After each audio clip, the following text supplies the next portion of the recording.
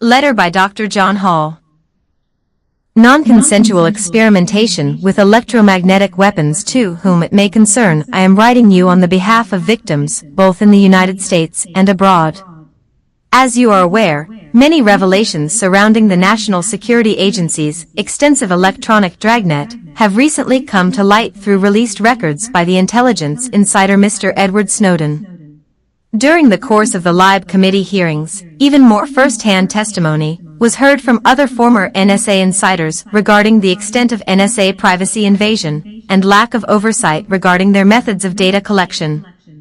Their statements begin to come very close to an issue that those of us in the medical community in the United States and abroad have been keenly watching for several years now. Over the last decade, we have seen a sharp rise in the number of people coming forward with complaints of non-consensual experimentation with electromagnetic weapons designed to target both electronic hardware and the human central nervous system. While this was typically disregarded as mental illness in the past, the total global population voicing these identical complaints has exponentially grown to numbers that can no longer be attributed to delusional disorder, schizophrenia, or any other described mental illness. You may be unaware that the safeguards against experimenting on the public without their consent in the United States are very lax and are included in legislation referred to as the Common Rule, which is the federal policy regarding human subjects' protection. It is written with several loopholes for the allowance of non-consensual experimentation, mostly by intelligence agencies. Hence, we have seen the necessity for the Bioethics Commission hearings in the United States after it was brought to light that Guatemalan prisoners were experimented on with contagions by the National Institutes of Health. During the course of the bioethics hearings, their directive was to determine if any other non-consensual experimentation was ongoing in the United States or abroad. At each of the 4 meetings there was included a public forum for the committee to address concerns by the public at large. Over 100 individuals were in attendance at each of the 4 meetings voicing complaints of exposure and experimentation with electromagnetic weapons technologies. The effects of these technologies on the human body can only be described as torture. Several years ago, another National Security Agency insider, John St. Clair Eque, described in detail the frequencies used by the NSA and other intelligence agencies to access and influence the human body and nervous system in his civil action against the NSA.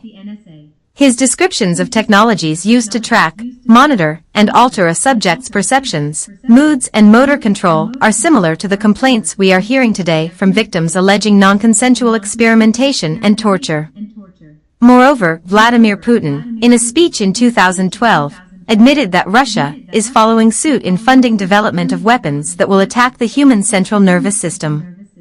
His defense minister, Anatoly Serdyukov, described the weapons as directed energy weapons, wave energy weapons, genetic weapons, and psychotronic weapons based upon new physics principles. Obviously, Russia intends to go down the same path of directed energy weapons research that the United States has long been on. The unfortunate truth regarding this type of technology is the ease with which it can be used remotely and non-consensually on the public without the recommended safeguards of an institutional review board or any appreciable ethical oversight. In the United States, this research is typically done clandestinely under the guise of national security concerns, just as the NSA electronic data mining was done, which is currently being covered in the LIBE committee. Over the last decade, I have consulted with thousands of people in the United States complaining of exposure and experimentation with electromagnetic weapons technologies, which include, but are not limited to, complaints of mood alteration, heart palpitations, involuntary body movements, severe headaches, blurred vision, burns to the skin, non-consensual microchipping, and neurocognitive perturbation. It is my belief, based upon former and current publicly released government research documents, as well as victims' complaints of torture, that this technology is being used in a non-consensual manner on the global public. I would like to express my deepest gratitude to you for meeting with our representative from the International Center Against Abuse of Covert Technologies and taking the time out of your busy schedule to hear these complaints and read my letter. On behalf of the whole of humanity, I sincerely hope that these technologies will eventually be addressed in the Subcommittee on Human Rights of the European Parliament, as the use of these currently can only be described as torture and dehumanizing. Thank you, Dr. John R. Hall, DO 5282, Medical Drive Number 200, San Antonio, Texas, 78229, USA Tel, 210-614-64. Electromagnetic harassment asterisk, the crime that people complain most about on the internet. Asterisk electromagnetic harassment with torturous patterns, electromagnetic torture, cybernetic torture or cyber torture. Relevance to neuroweapons, to health incidents/attacks of U.S. and Canada diplomats, and to the electromagnetic irradiation of the U.S. Embassy in Moscow. Neuroweapons having top-secret status similarly to weapons of mass destruction are expected to be subject to limited or non-existent parliamentary/congressional supervision. Electromagnetic harassment with torturous patterns has been referred to as the crime that people complain most about on the internet/social media. It is argued that the health incidents or health attacks, according to the terms of the U.S. State Department, which affected the U.S. Embassy diplomats in Cuba and China, and similarly the Canada Embassy diplomats in Cuba starting in late 2016, are linked to this phenomenon. Many articles have been published in the press, 2, 3, 4, and a documentary was aired by CBS, 5. A precedent is found in the microwave irradiation of the U.S. Embassy in Moscow, 1953 to 1976, 6. Many thousands of people internationally complain of being electromagnetically harassed with torturous patterns, electromagnetic torture, cybernetic torture, or cyber torture. A documentary, 7, and an article in the French press, 8, refer to the subject. Health attacks are currently the object of an interagency investigation of the U.S. government coordinated by the Health Incident Task Force created by the U.S. Department of State. 9. 3 scientific publications present evidence of brain damage of the diplomats. 10, 11, 12. A U.S. congressional hearing reiterated the diagnosis of brain injury as a result of the attacks. 13. The U.S. Government Accountability Office, the investigative arm of Congress, assessed the response of the State Department, published a report. 14, and presented its findings to Congress. 15. Given the neurological nature of the attack, the technological means that would have been used are defined as neuroweapons. A group of experts, including the first physician, who examined the U.S. diplomats, gave presentations on the health attacks at a neuroweapon event held by SOFWorks and the U.S. Special Operation Command. 16. A briefing of the Pentagon Chiefs of Staff was conducted by the same group of experts. 17. The Electromagnetic Defense Task Force, EDTF, report of 2018, U.S. Air Force, makes reference to the Cuba and China incidents, p.23, 18. U.S. victims of electromagnetic harassment have provided comment to the Presidential Commission for the Study of Bioethical Issues, created by President Obama, in March and May 2011, 19, 20. In Europe, the Ministry of Defense of Poland conducted a geographical analysis of complaints of Polish victims for electromagnetic attacks in 2016, 21. Following correspondence with the ministry, 22 Polish victims have been heard by the Inspectorate of Innovative Defense Technologies of the Ministry of Defense. Among different protests against electromagnetic harassment/torture, 2 international rallies have been held on the August 29 in 2019 and 2018, 23.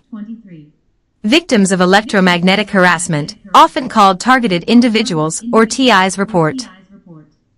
1. Torturous routines such as head and body electromagnetic stimulation, e.g. intense sudden contractions of surface muscle fibers equivalent to painful stimulus of being hit, different stimulation patterns generating miscellaneous effects such as pain, tingling, pins and needle effect, and also intense heating, burning or itching sensations. 2. Artificial tinnitus, hearing voices and mental manipulation, i.e. mental content presentation/insertion and extraction, personal thought content being repeated to them in an interval of a few seconds. 3. Manipulation via brain-to-brain interface. A remote human operator exerts a dominant cognitive influence determining certain functions, e.g. a motor function such as moving a limb, similarly to the case of artificial limbs. targeted individuals are being tortured silently, while certain phenomena, such as hearing the global hum, which affects 4% of the world population, 24, may be indicative of the fact that the effects are being experienced by a much larger population than that of targeted individuals. Given the extremely advanced nature of the symptoms reported, e.g. mental manipulation, the associated neuroweapons, also termed weapons of mass disruption, should be considered equivalent, in terms of national security, to weapons of mass destruction. It is expected that these would be top secret, would be handled only by few people in the highest military ranks, and would probably be subject to limited or non-existent parliamentary/congressional supervision, cf. generic reporting citing indispensable covert national security operations. This setting would cancel institutional controls, thereby creating environments conducive to corruption. It is important that society addresses electromagnetic harassment, with torturous patterns, or electromagnetic torture, cybernetic torture, or cyber torture.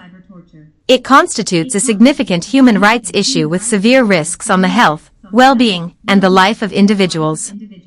It is also important to comprehend the implications, as the complaints of the targeted individuals referring to both torture, as well as mental manipulation, may be indicative of a future where mental interference may be performed in large scale with imperceptible nuances and nudging of thinking towards certain directions, e.g., for political or economic interference. It is urgent to address this phenomenon.